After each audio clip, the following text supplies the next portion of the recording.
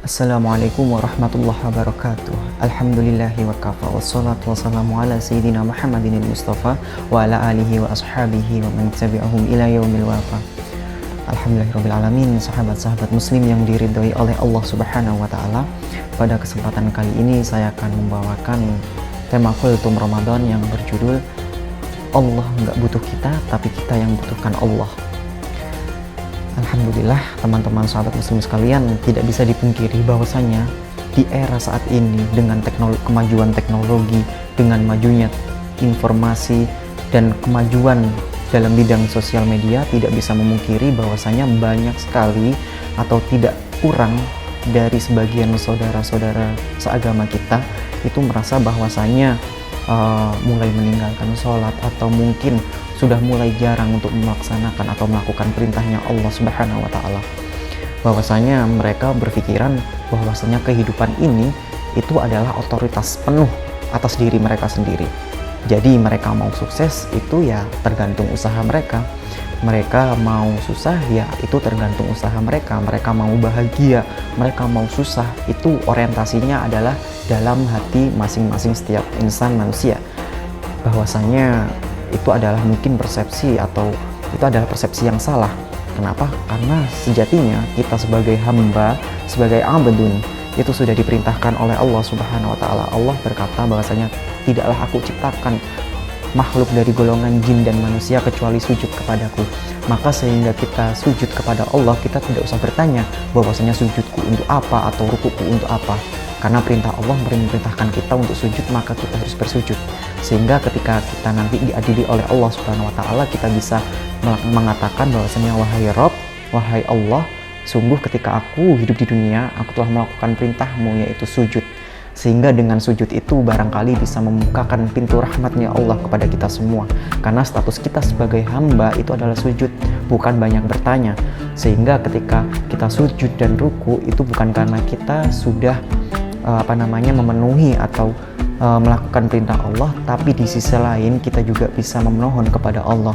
Bukan Allah menunggu sujud dan ruku kita, tapi Allah menunggu doa kita.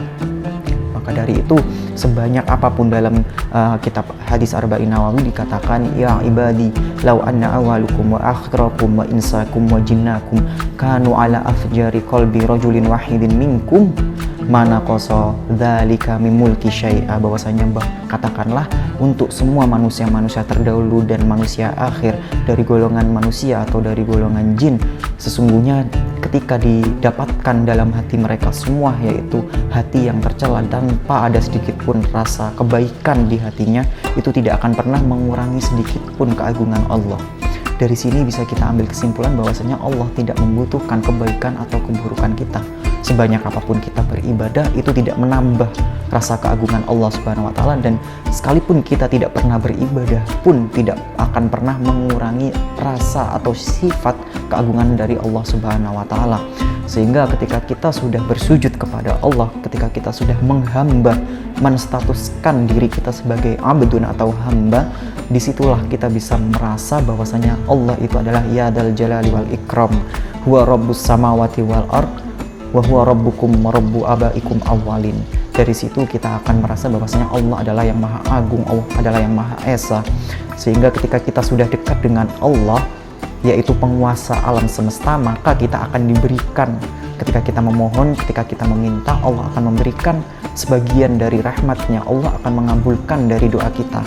Karena ketika kita dekat dengan penguasa atau katakanlah penguasa suatu wilayah dan kita meminta jabatan atau kita meminta kursi atau kita meminta jabatan dalam sektor perdagangan mungkin atau perekonomian, kita pasti dikasih karena kita sudah kenal dekat dengan penguasa daerah atau penguasa wilayah tersebut. Itu baru penguasa atau pemimpin di dunia. Bagaimana ketika kita sudah kenal dekat dengan pemimpin alam semesta, yakni Allah Subhanahu wa taala.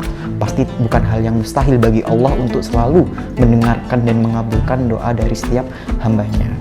Jadi bagaimana cara kita untuk membutuhkan Allah, yaitu dengan memperbanyak zikir, memperbanyak baca Al-Quran, dan kita harus selalu merasa bahwasanya kita itu adalah hamba Allah. Yang namanya hamba itu pasti tunduk, yang namanya hamba itu pasti nurut, yang namanya hamba itu pasti akan melakukan setiap perintah yang diperintahkan oleh tuannya.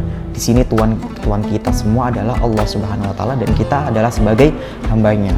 Maka dari hal itu, sebisa mungkin kita sebagai hambanya jangan pernah melanggar dan kita senantiasa selalu melakukan perintahnya Allah Subhanahu wa taala. Mungkin cukup sekian yang bisa saya sampaikan pada tema kali ini. Kurang lebihnya mohon maaf. Wassalamualaikum warahmatullahi wabarakatuh.